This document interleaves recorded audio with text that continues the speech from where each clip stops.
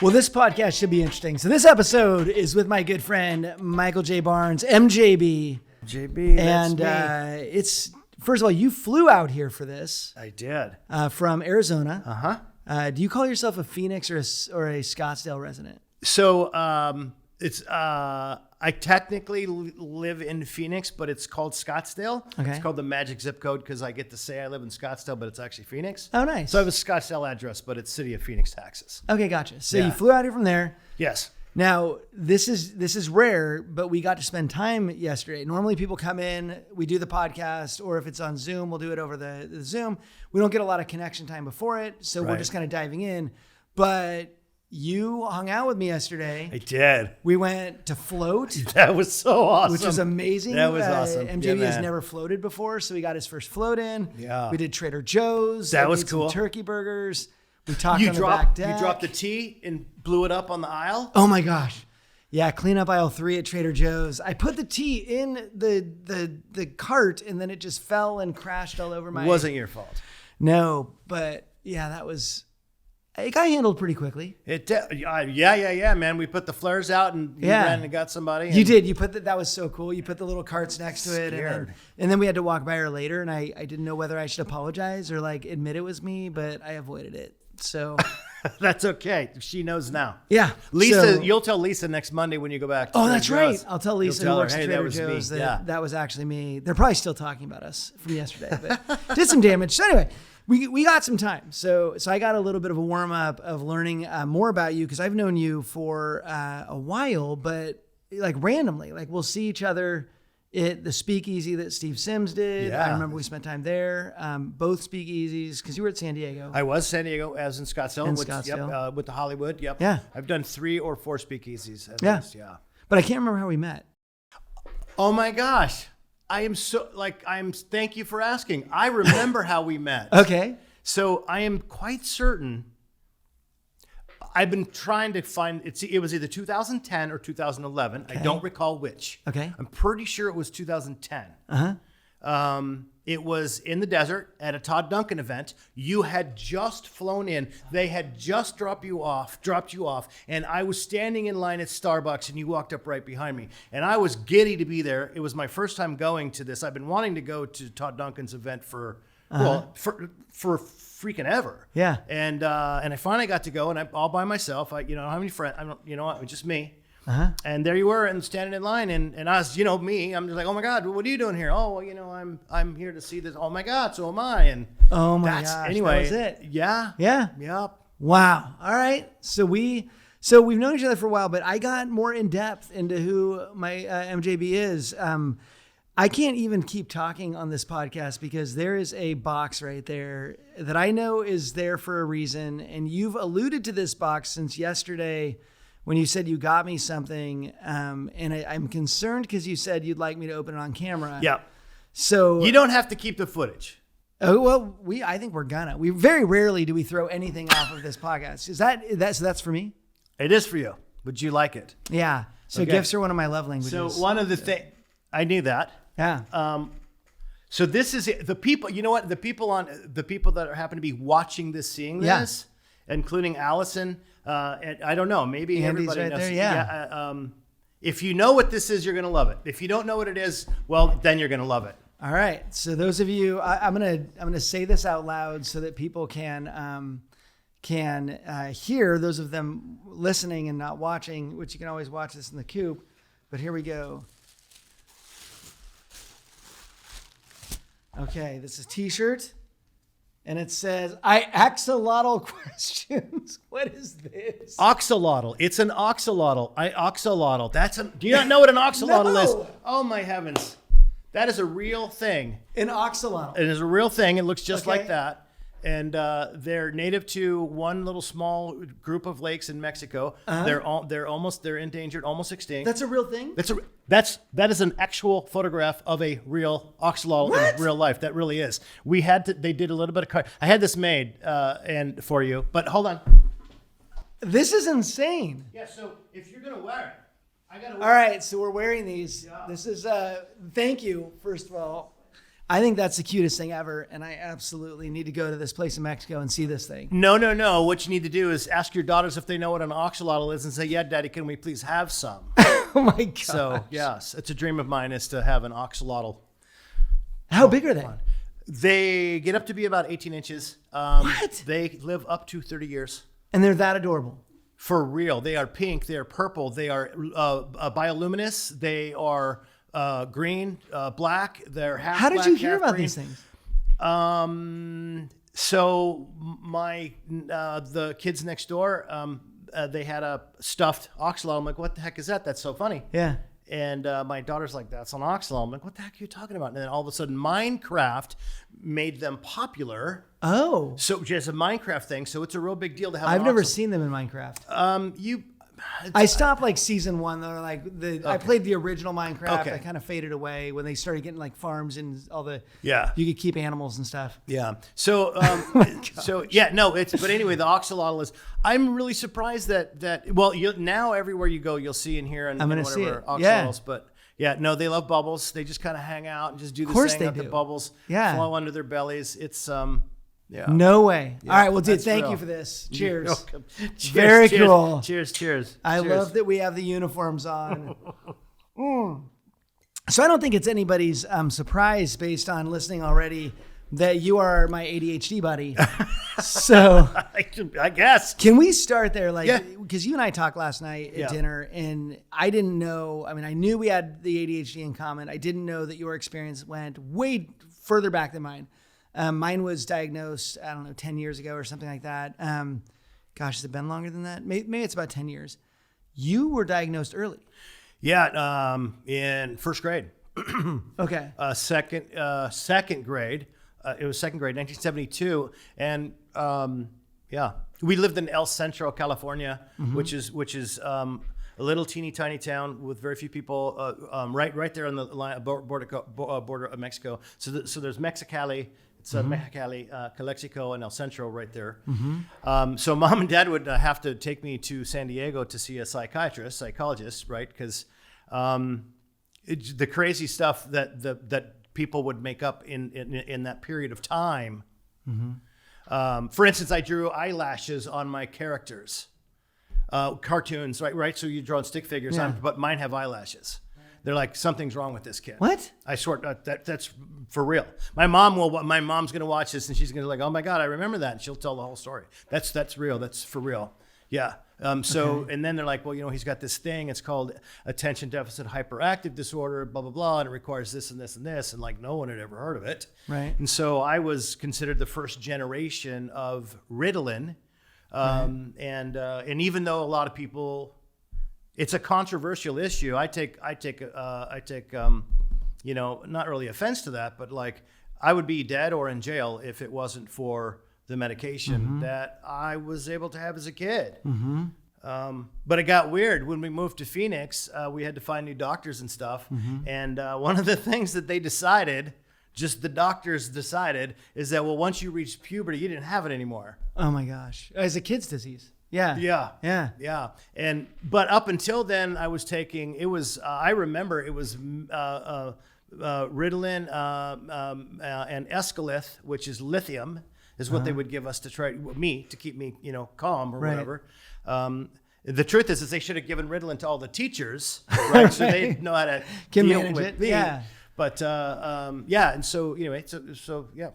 And so so you get diagnosed, obviously something led them, besides the eyelashes, that led them to go bring you in. You get this diagnosis. You're in school, second grade, you said, which is early to catch it. So second grade, and then you had said you were in different classes then. Yeah.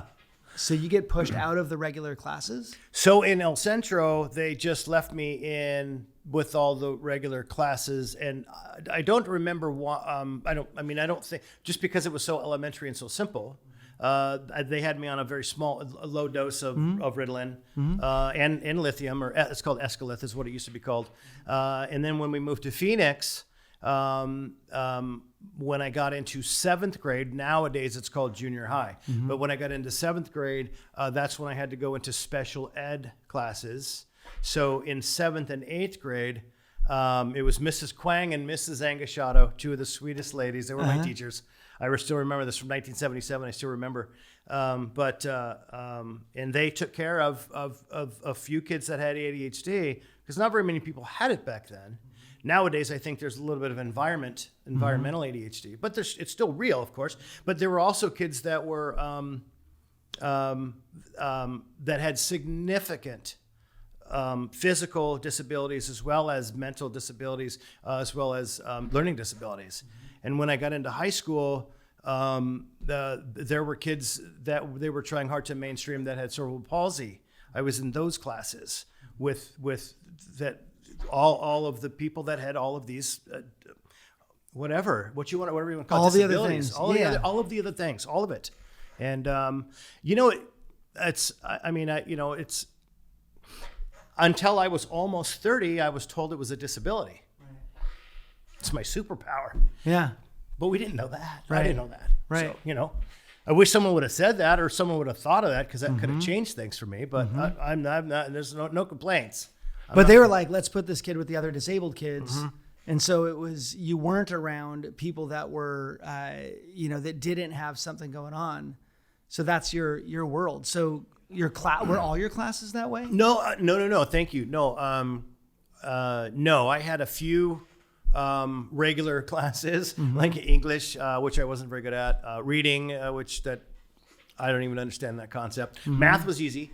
But not that easy, just kind of easy. And then, look at the three main core classes in history. And then all my electives were basically these other classes to kind of help me to make sure that I'm able to keep up. Wow. So, yeah. It seems like that would be a confidence kicker. Like that it would beat up, like putting you in that group is like, okay, well, I must not be like the other kids. Like I must not be as good as them. And I love that you said superpower, because that's definitely the way I see it. But back then it was, I wasn't seen that same way, but it's not valued, right? The gifts that we bring aren't valued in school. Still to this day, most schools don't value those gifts. It's more of a, oh my gosh, sit down and shut up and, focus. And why didn't you do your homework? And why didn't you pass this test? And so you had that experience. Grades? Oh, that wasn't my thing. No, I really, I tried, but like, I just barely eked by. But you can remember trying. I definitely could. Oh, okay. Yeah. I didn't try. But I remember, fair enough. But you also probably got good grades too. No? 2.67 GPA. Oh, right on. Yeah. The license plate on my Ferrari is 2.1 GPA. Is it really? No, but oh, that would be amazing.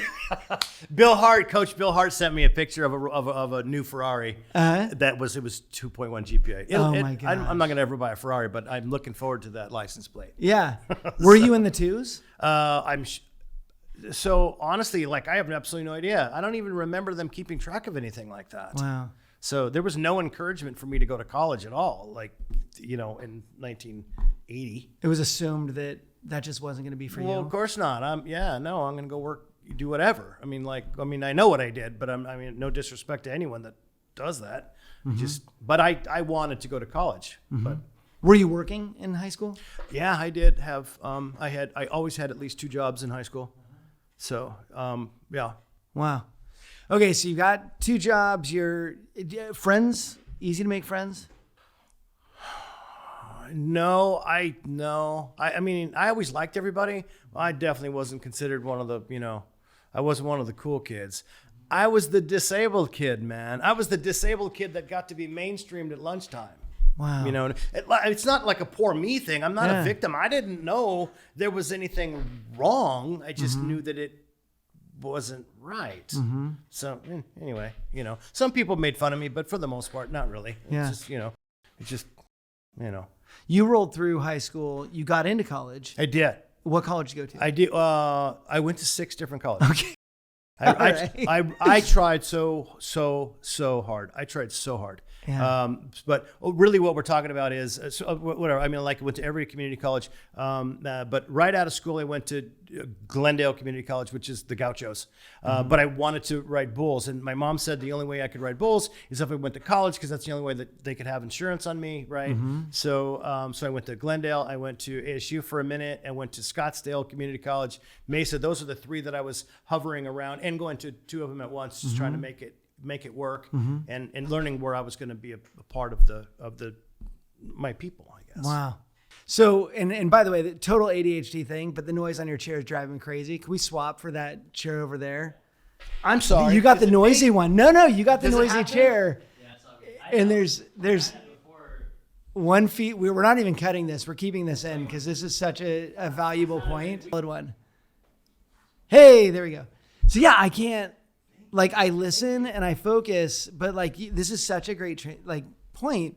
When you say I tried so hard, for me, having a noise, the effort I have to put into a conversation if something's going on, it's like if somebody's watching a YouTube video at a restaurant, I'm toast. Like I get angry, I get overly upset. I'm like, I can't. Like I was at a wedding and somebody had their kid was like starting to act up a little bit, and so they just jammed an iPad in this kid's face and turned it on and all volume, and I'm sitting there like, I can't, but I can try. But it's not about trying. Like you could try all you want. Yeah. You had this thing going on that caused your trying to not be as easy as somebody else is trying, and you're trying to be like, my favorite saying is, I'm a fish being judged on how well I climb a tree, and I've converted that for sports fans. I'm a second baseman, which I was played second base in baseball. I'm a second baseman who's being judged on my slider. Like I don't throw the baseball. I'm not a pitcher. I am a second baseman, but you're being judged based on something that you don't have a natural gift or tendency towards. Okay, yeah. So you spent time in high school and in college giving it your best, and then it didn't seem like it was enough. No, it wasn't. And you know what? I didn't like, so economics was funny, right? Because I didn't try at all. I didn't do anything. I just showed up and I passed it just because the concept made sense, or the teacher just liked me or something. I don't even know how that happened, but man, I couldn't get better than a C, is what they used to be called in anything ever. Are they not called C's anymore? I'm not sure. I don't really, maybe. I don't even know. There's great and kind of great and a little less than great. Is that the new grading system? They don't keep track anymore. They just, you're good. You rate it. So anyway, but no, you know what? Obviously, college isn't for everyone, right? I did not get a degree. I'm certainly not proud of that. But at the same time, it's like, it is what it is. I'm 59 years old. I'm not going back. There's no need for me to. I wouldn't put my family through that torture of me trying to figure that out. I just forget it. I have a great life. I love what I do more than anything. It's like I have the coolest job on the planet. And I work for the best company ever. This is good. I'm glad I didn't finish. But I mean, it took me a really, really, really long time to get there. You know, it's like. So you had guilt around, why couldn't I do this? Oh, heavens, yes. Wow. So in Glendale, Arizona, that's where, so like, there was not a majority of people that went to college. That wasn't a majority thing. Whereas like my wife, for instance, is from Spokane. It's like every single friend she has, like, I'm not kidding you. I don't know any friends that my wife has that she grew up with or knows now that from Spokane. I don't know any of them that did not go to college. It just blows my mind. It's very cool. And I hate to think, partially, maybe it's environmental. I have no idea. I don't know. But, all I know is, I do my best. Yeah. That's all I could do.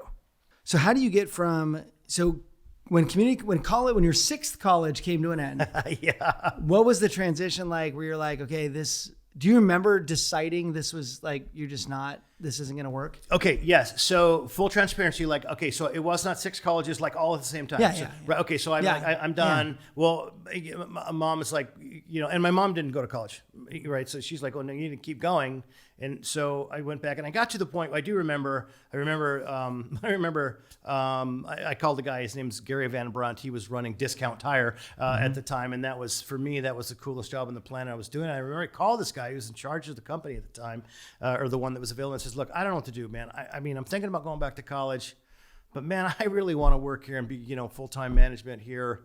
I just don't know what to do. And he's like, dude, I don't, son, I don't know what to tell you. I mean, you should probably go to school, but we would love to have you here. But you should go to school. And I'm like, yeah, screw it. I hate school. I hated it. It was like it wasn't productive for me, and I wasn't getting paid. So I decided to just change tires, and I had more fun. Wow. So you get into tires. Yep. Things are moving along. Uh-huh. People who don't know you have no idea how successful you have been in your career. And they're hearing this tire thing and they're like, okay, tire guy, cool interview, Ken. You're rocking the tire scene. What happens after that? So the tire thing was good for me it was a little more right at 10 years ish, right? And then 10 years. At a tire shop. Dude, this is Discount Tire, man. This is the coolest tire company there ever was. It was. I'm telling you, like, that was a job, a very physical, hard job. Yeah. I loved it. But I hurt my back real bad when I was in college, and I couldn't. I got to the point where I didn't really want to do it anymore. Well, that's not true. I found something that looked like it would be more appealing to me, which was to go back to school to become an architectural designer, which I was sold a beautiful dream. And that lasted about 6 months. And it was definitely not for me. I should have remembered from my previous school days. Yeah. That it wasn't. Okay. All right. We're going to come back to this. This is like the commercial break moment that isn't a commercial. Let's pause on that right there. Okay. Because we skipped over a big part and you just said it with the tire thing. Uh-huh. When you did 10 years working labor at the tire company, probably lifting things, moving things around, and you had a college injury. I did. That I had no idea, and you showed me a picture today of you rode bulls. I did. So we almost skipped all the way over the bull riding.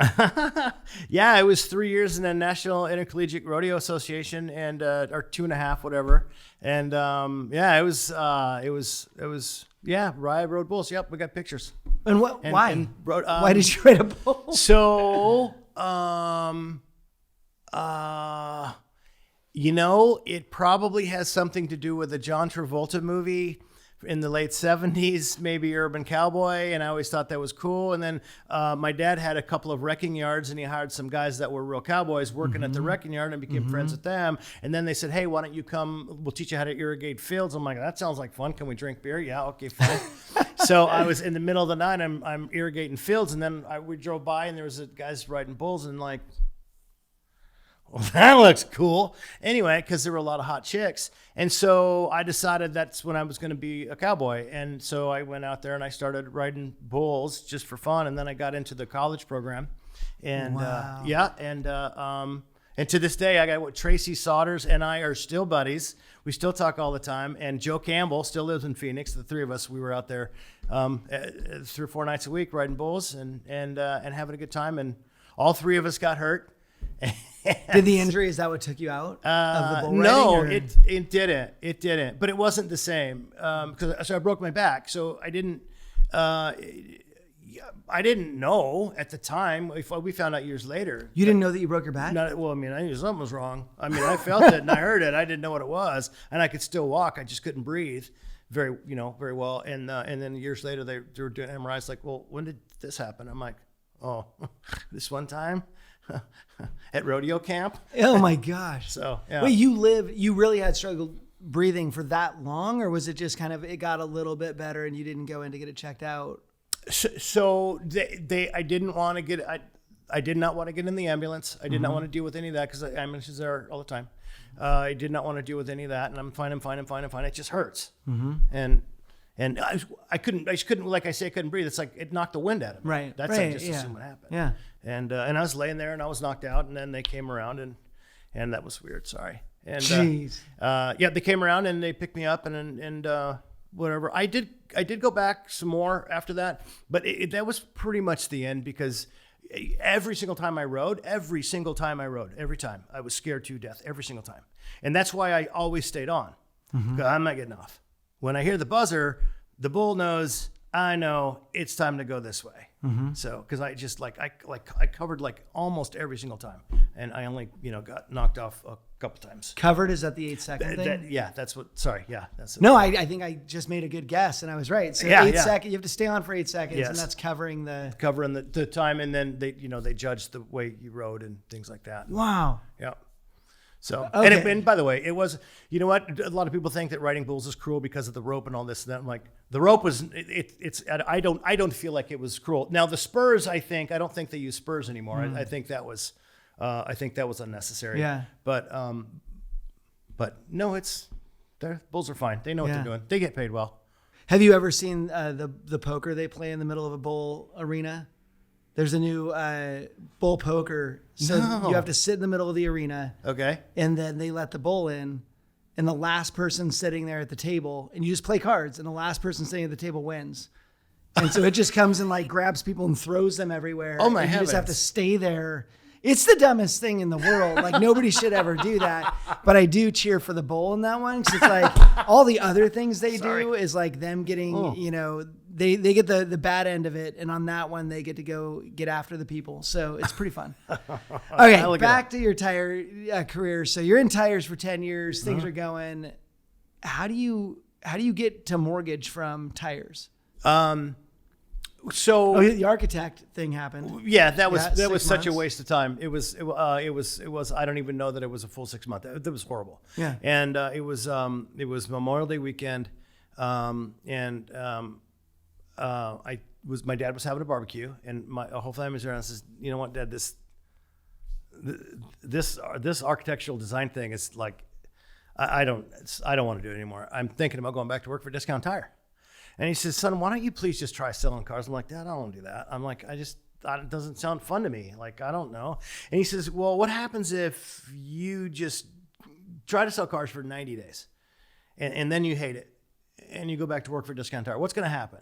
And I'm like, well, they're going to punish me when I come back, no matter what.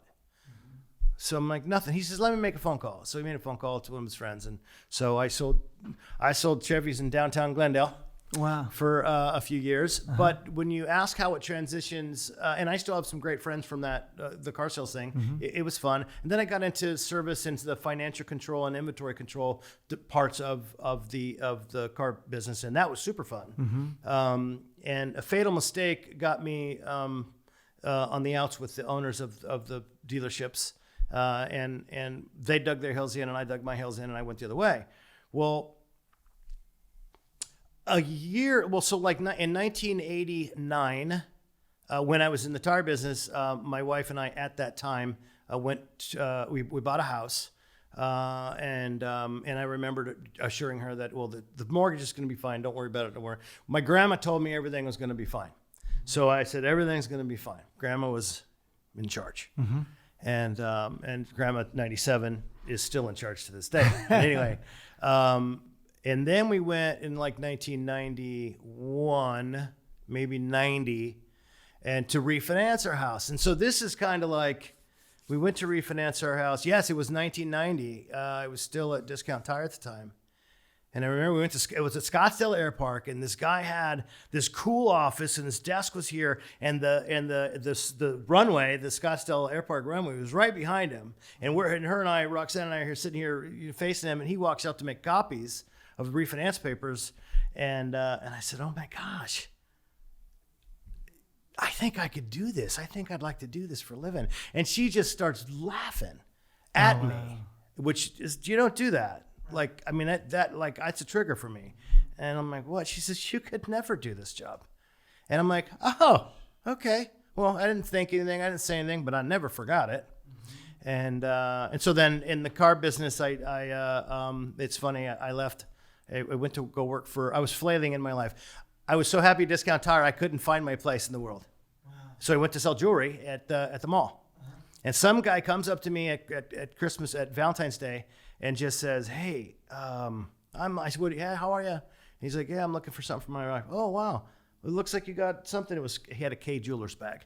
I said, what's in the bag? He said, well, I got her this. I'm just looking for something nicer. I said, well, let me see it. So I took his bag. And I says, well, do you mind if I unwrap it? He says, well, no, then I'm going to wrap it. I said, no, Wait, you unwrapped? No, I said, no. Rana, will you wrap this if I unwrap it? And she says, yeah. I'm like, well, let's just take a look at it. I opened it up and I took it out. And I'm like, wow, that's really nice. Do we have anything here that you like better? And we didn't. And I'm like, okay, well, I'm really sorry. You know what? Let me wrap it back up for you. So I gave it to her, he wrapped it up, and I'm just talking to this old guy. Yeah. And he hands me his business card. And I'm just like clueless. He hands me his card and he says, look, here's my card. If you know anybody that wants to work really hard and make a lot of money, give them my card and have them call me. I'm like, okay, yeah, I got some friends. Yeah, thank you. I have friends who want to work hard. I swear, I had no thought about me. Fast forward, I called the guy. It's the guy that worked at the air park that refinanced my house a few years more that my ex-wife said I could never do the job. No way. I convinced that old guy, Rod Hill is his name. I convinced him to hire me, and he did.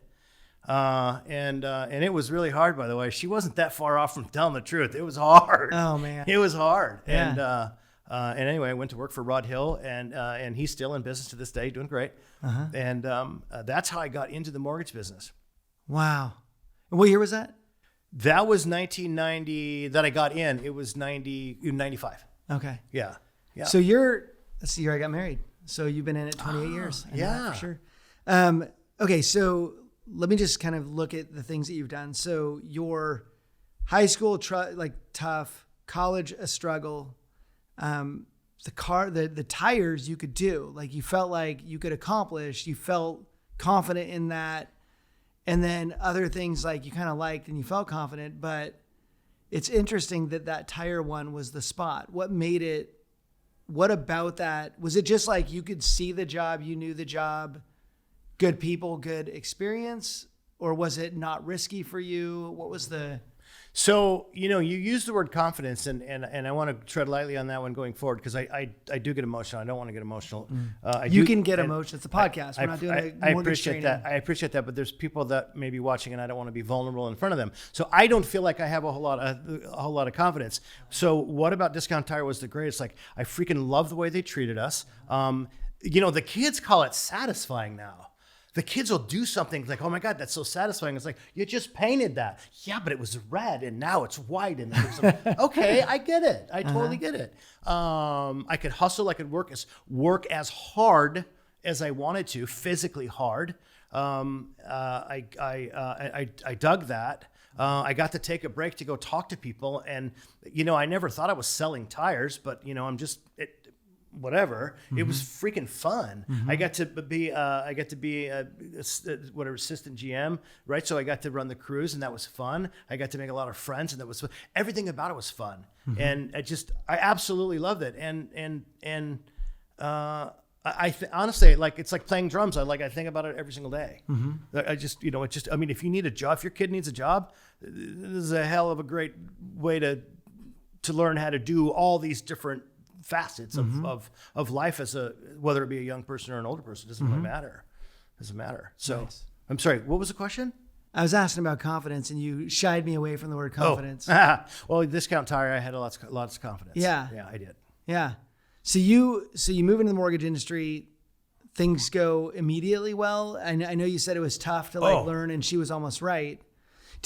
When you were doing that, first of all, were you still married at the time? So that was Roxanne. Her and I got divorced. Okay. When you became a loan officer, was that after the divorce? Yeah. Okay. And I was already remarried. Yeah. Okay. So was there part of you that when you found out it was that dude and when you got that job that was like, I'm going to prove? Oh yeah, absolutely. 100%, okay. 100%. And whilst I had that job, Rod Hill, it was the guy, 𝗕𝗿𝗶𝗵𝗵𝗶 is the name of the company. He and I we were fast friends. This story, I mean, geez, we could talk about this forever. As it turns out, this is just such a weird coincidence. As it turns out, Rod Hill's wife, 𝗕𝗿 Hill, happened to be my current wife at that time, her boss. No way. The weirdest. You worked for the husband, she worked for the wife? And neither one of us knew it. What? No, we had no clue. It was so strange. Oh my gosh. It was so strange. So strange. It was crazy. Yeah. Wow. Yeah. And anyway, so one day, oh my gosh, So life was dude, it was rough. It was rough, and I didn't know how to control my spending. And my wife Barbara at that time, she did not know how to control spending. And my son Chase was just born, and we were struggling. I had been with Rod for a little over a year, and he and I were having a conversation about someday he's going to want to sell his company. And I remember him saying to me something like, maybe if we work together really hard and I teach you enough, you can buy it. And all I could think of is he said he's going to sell me his company. That's all I could think of, right? So, and I remember driving down the road. I was driving down Bethany Home Road. I was in 19th Avenue in my 1987 Buick Regal. And I said to my Barbara, my wife, I was, I was talking to Rod today, and he said that if I keep working really hard, I'll be able to buy his company from him someday. She says, I don't want us to own a mortgage company. I don't want to go bankrupt again. Oh my gosh. Oh, I see. So what you're saying is now I have to do it. And so her and I got divorced. Yeah. Wow. Yeah, that's and if she sees this, I know my son will see this. If she sees this, she'll be like, oh, well, that's not the way I remember it. Oh, that's fine. that's how I remember it. That's what happened, and that's why I started Velocity Financial. Wow. So yeah, Leslie, my wife now, of 20 plus years, started Velocity Financial, bootstrapped it from our own blood, sweat, and tears, and then turned it into a great thing, and then sold it, and again, here I am. Man. Okay. So in the mortgage industry you're running, I remember when your middle finger changed. Oh, yeah. And I've noticed it as you've been talking. Can you talk about why, and for those of you not watching this on camera, you have a pink ribbon on your middle finger. I do. So can you talk a little bit about that? Is that okay? Yeah. Yes, it's important that people, first of all, you watch TV, you watch movies, and Hollywood can do a great job of letting feel whatever, letting you, the audience, feel what it's like, you have cancer. Let me tell you something. Hollywood hasn't figured it out yet until you're sitting in that room and the doctor says, you have cancer. This needs to be dealt with right now. This is out of control and whatever. So, but Leslie was able to make a chain of really good decisions. She found a great pair of plastic surgeon and cancer surgeon, and they did a fantastic procedure that she was the FDA had just approved it. I believe she was the first person after the FDA approval to have it done. Whoa! It had a 25% failure rate. And I says, well, what happens if it fails? They says, well, then we have to go back and do what we were going to do in the first place. Okay. And so I'm like, okay, it's not up to me. And she's like, we're doing it. Okay. Anyway, so it's really cool. The procedure that they did was the complete double mastectomy, complete augmentation. They were able to reattach the nipples. Nobody wants to hear about that, but it's true. And they were able to keep them alive, which that doesn't, up until this time, that was not a thing. They couldn't do it. So the struggle was, she was an absolute trooper. She got to keep most of her hair because of another new thing called the Arctic cap, a crazy thing that's dry ice. And she was able to keep about 60% of her hair. And radiation was, chemo was rough. Radiation was rough, but we got through it.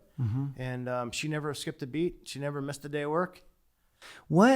So I remember when my daughter was born. So we have the three, my son and two daughters. And I remember when my son was born, I'm like, that's my boy, right? You kind of remember your first thought. When my daughter was born, my thought was, I'll kill for you. Like for some reason, it was like this, like, I will protect you no matter what. Like that's the feeling I had. Do you remember your first thought when you found out she had cancer? Oh God, yes. Yeah. It's funny, like looking back, it's like, it's just breast cancer, right? But not.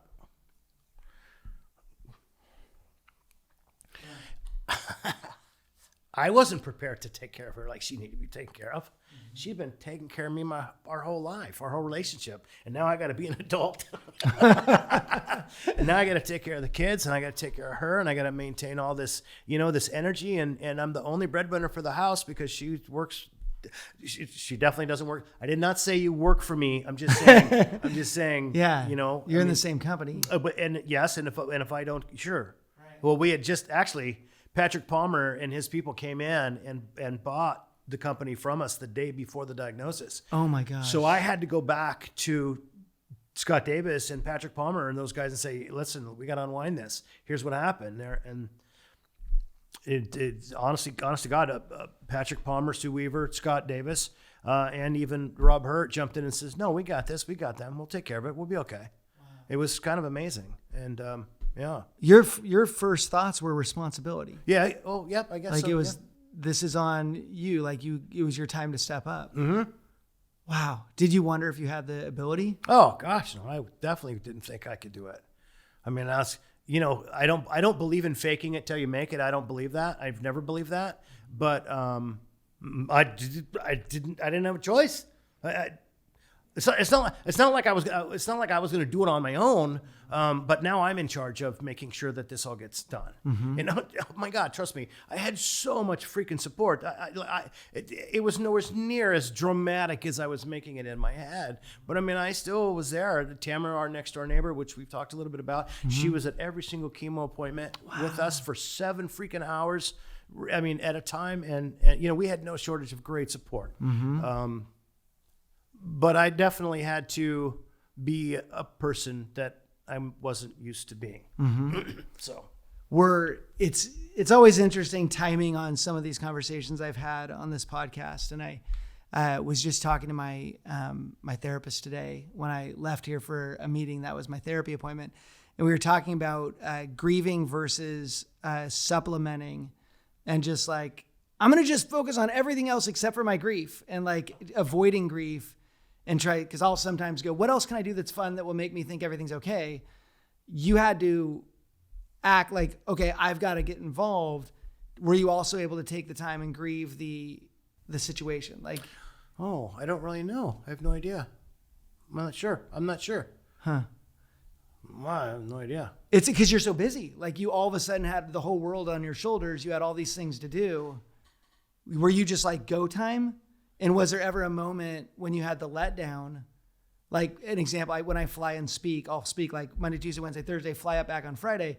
And Monday through Thursday, I am just like on. Uh-huh. And as soon as I get on the plane on Friday, I am off. Like it's just over for me. I'm just I'm a zombie. Yeah. Did you ever take that moment and go, okay, I can breathe now? Or was it always go? I'm in tune to those moments in my life nowadays. I honestly don't recall. I don't know. I don't remember. I have no idea. Do you remember how you stepped up with the kids? I don't. I just, you know what I mean? It was just on. Yeah, I guess. Yeah, I don't really know. She trusted me and relied on me. But her dad and her mother and my mother and father, and then again, and Tamara, who was paramount to the whole thing. I don't think anybody had the true confidence in me to be able to step up to the real ability. So they all just jumped in and made it easy on me, I think. Right. But I mean, I still knew what I had to do, and I still had, and you know what? It was a great year for business that year because maybe that was my outlet, I guess. I focused on doing the work. Mm-hmm. So, but yeah, that's a great question. I'm going to think about that all the way home. Yeah. Well, it seems like you found a part of you. I mean, nobody ever does everything by themselves, right? There's people who try and it fails miserably. The consistency I've seen from people that we've interviewed here is I don't have one person I've interviewed who didn't have people around them they can lean on to help carry, them through that, or at least walk hand in hand with them. I've been talking about that in seminars lately, like, the key to success in struggle is usually friends. Like, that's the beginning of it is gathering your crew and going, all right, we're a team. Let's figure out how we do this all together. Yeah. As when she came out of surgery, things had gone well. Were you able to go, okay, we're good? Or are you still not thinking that? Like, is there a moment where you're like, and we're past it?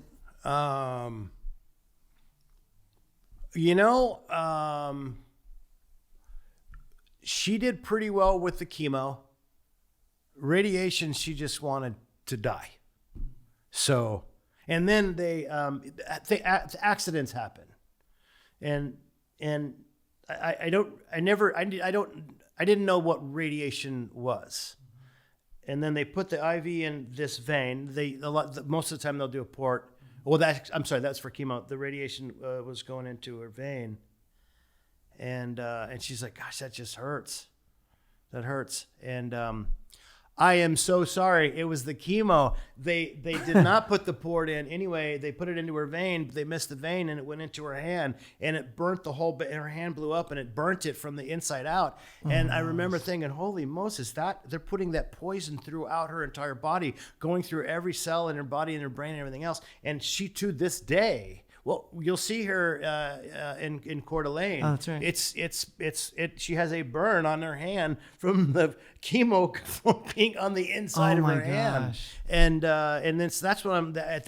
It seems like my point is that like, no, this isn't over. Mm-hmm. This isn't over. We wanted to go to Mexico with our family and our friends. It's like, well, I can't go to Mexico. I got to have go into radiation. So we went to the doctor. I'm like, hey, look. We want to go to Mexico at this period of time. Is there any way that, she can have it before and after? And she's like, yeah, don't talk for me. I don't want to go.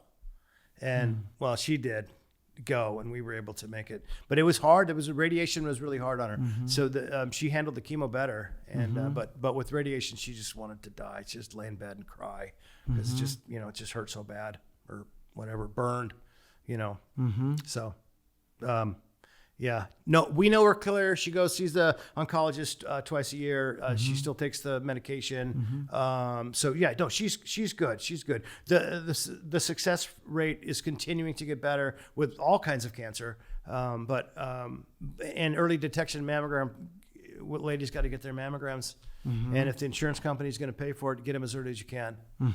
So, because there's early detection, man, it's everything. So. Anyway, thanks for asking. Yeah. About that. We had I did my, what is that? I actually had a great experience with my exam, the colonoscopy. Let me tell you about the drug they give you. I remember the last words I said to him before I fell asleep. I said, you need to keep giving me this forever. It's amazing. And then I knocked out. And the 𝗕𝗿𝗵𝗵𝗵, I think is what it's called. Okay. So, but I did a whole post on Facebook afterwards about how awesome a colonoscopy is. And because you think it's going to be horrible. It's actually pretty rocking because you just go in there, you hang out in the hospital, they give you this stuff that's the most amazing stuff you'll ever feel. And then you open your eyes and you're back to normal. And then they tell you all this stuff. And it's just that overwhelming feeling of like, I'm good. Like I'm okay.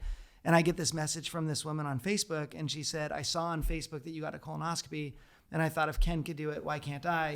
She goes in, and they find all these precancerous things that if she wouldn't have gone in, then she wouldn't have known. Oh my! And I heard that, I'm like, this is why I talk about That's colonoscopies right, on Facebook. Exactly. Like, it's okay to say mammogram. It's okay to say these things because if that's the one thing that somebody hears and goes, I've been putting that off too long, it saves a life. Yeah. And you have experienced what happens when somebody goes through that. You don't want that for anybody else. So we should be encouraging each other in those situations. No way. I don't want any, look, man, I'm just the dude. I wasn't even the girl that had the cancer. I'm just there like, it wasn't even, look, let me just tell you, when someone has cancer, if you have cancer, meaning, God forbid, I probably shouldn't say that. I'm just saying, if one of you has cancer, you both have cancer. The whole family has it. But I'm not the one that has to have all my parts removed and tubes stuck into my lungs and then ripped out of my body and then go through, 7 hours of freaking chemo for the next 3 months and then radiation every goddamn day. Sorry, please. People swear on the podcast. It's actually okay. works. Okay. So, that was just. I don't ever say that. So, but I'm just saying, it's like nobody. No, I don't wish that on anybody. Yeah. No way, man. No one should ever have to hear that. But you know what? The good news is if you do get a mammogram or a colonoscopy or a prostate exam, whether it be through blood or a DRE, whatever, and you do hear those words, there should be some relief that you went and found it now, right? Because breast cancer is still fatal. Right. Prostate cancer is still fatal. Right. These things are still fatal. Yeah. Just, swallow your pride and bend over and let them do their thing. Take it like a man. It is, dude. It's not bad, really. No, it's no big deal. It's just Moon River. Using the whole fist there, Doc. All right. So thank you, Allison. Fletch. I want to ask you, we talked about your life before that. We talked about what it was like to go through that. It seems like you found a part of yourself in that was the responsible, the one that could be counted on. If you're a lot like me, which I think you are, we have issues with people being able to count on us sometimes. You stepped up, you went, I'm going to have to actually do this now. I have to take care of somebody who's taking care of me. Were there parts of that change in you that still exist and you're a better human because of it? Or as soon as she's like all clear, were you like, oh, dude, I have been working so hard. I'm going to be over here. You're back to taking care of me. Like, how does that dynamic change after all of that? My gosh, you ask a lot of good questions. I ask a lot of questions. I should have put good in there. I know. That is a very, very fair, great question. And I feel very proud to say that I never let up, and it did change me. And I am much more aware than I used to be. I don't think I'm not and it's not a 5-star rating on me for recognizing it. You know what I'm saying? Yeah. But no, that is what a fantastic question. And by you asking me that question, I will continue to be more aware. So I appreciate you saying that, because we have to be on as often as we can. That's the point of all of this. If you're talking about you spend 3 or 4 days talking. And I've been to multiple times seeing you in live. Mm-hmm. I can see why you're worn out. Like some sales guys out there, and his boss is busting on him. You should be making 25, 30 phone calls a day. Let me tell you something. After I have about 6 or 7 good quality conversations in a day, I'm done. Mm-hmm. I just can't.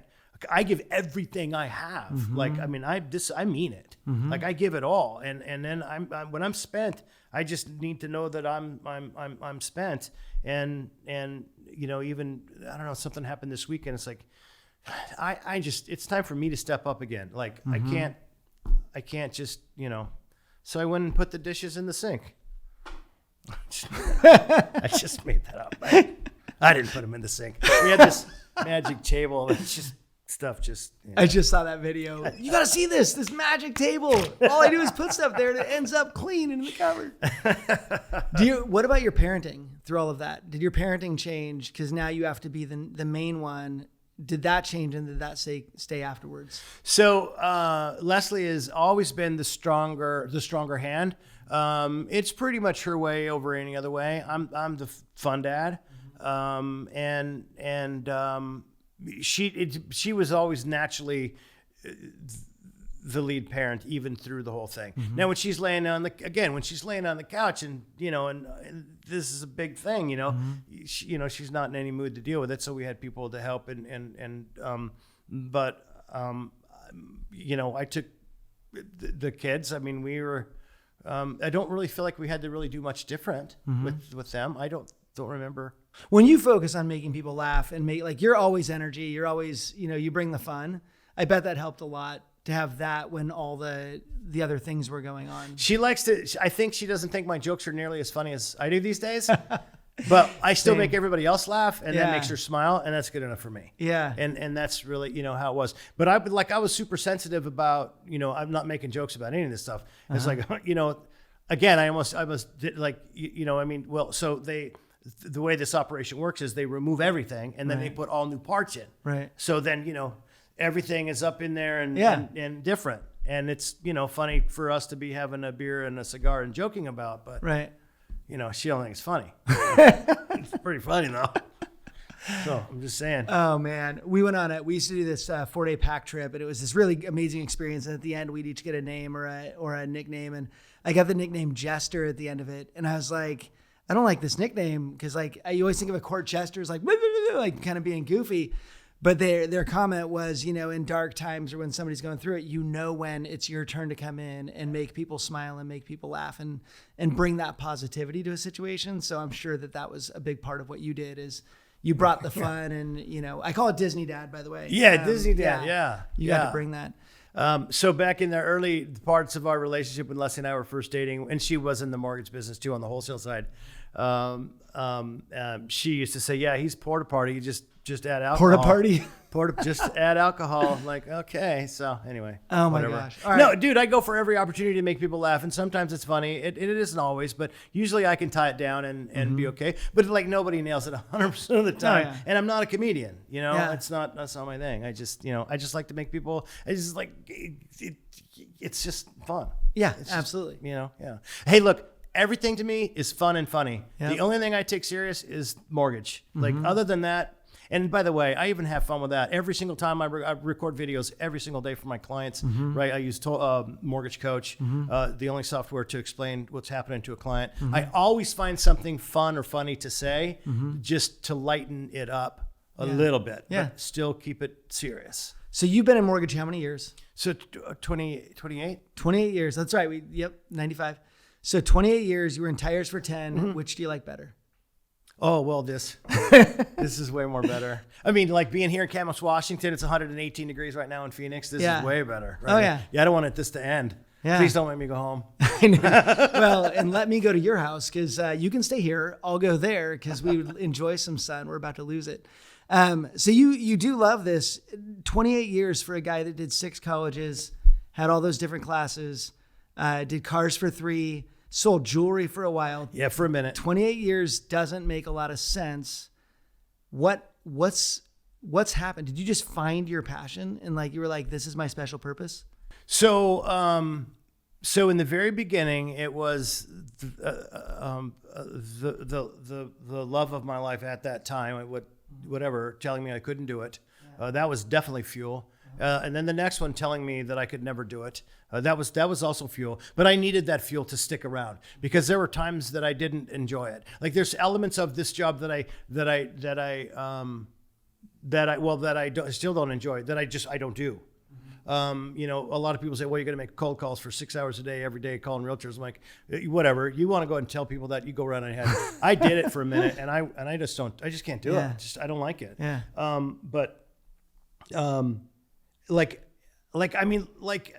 It sounds cheesy, but like, dude, I changed people's lives for real. And the money, I got over that a long time ago. I mean, it doesn't matter. Like how many 5-star reviews can I get? Maybe that sounds corny. I'm not kidding you. I got a 4.25 star rating the other day. I wanted to call that kid up and say, what the hell's wrong with you? What didn't we do perfectly? But I'm just saying, like, no, man, it's like all of it is a game. How many people can I please? How many people's lives can I change? When is someone else going to call me and say, dude, I love you so much. I just paid off my house. When that happens, like, it's the greatest thing ever. My very first customer, my very first client. So to be fair, I don't remember if he was the first loan application I took or the first loan that funded. I actually don't remember because it's been forever. 4 generations of that human being, Horsfield.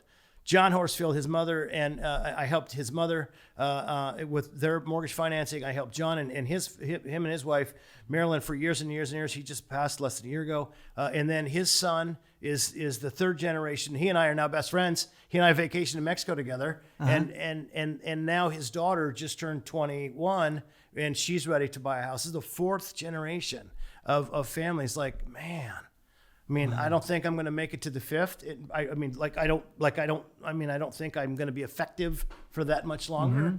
But, dude, it just feels great to help people. It's really that cool. It's like what you do. Like people, it's funny. We're talking about the CE thing. It's like so many loan officers just want to get through it. Like, man, you people don't know what you're missing. If you would just take one of these classes, your whole company, the people, all of it, like there's so much more than just CE. And anyway, so whatever, but my point is you change people's lives because you tell them the truth. They learn something with you. They're not reading some story by some other person. And someday ChatGPT, by the way, won't be human beings running classes anymore. Yeah. So, it's the human connection. And I still love it. And as much technology as my company and every other company has out there, technology is not going to get you happy customers. Maybe you'll get business from it, but it isn't going to change people's lives. And I still get to do that. So, Well, and I think this is going to change some lives. So, man, I appreciate you sharing as much as you did. This has been a really great conversation. Well, So, thanks for having me, man. absolutely. You're fun. welcome back anytime. You'll always experience really crappy weather. So, in your opinion, great weather. And I've got this shirt now, so we're going to wear our shirts next time we hang out together. That sounds good. Yeah. Let's do that. Let's I'm do in. that. Dude, Okay. Thank you, man. Thank you. All right. I love you, bro. Always I a love you, pleasure. man. You're the best. Thanks for having me.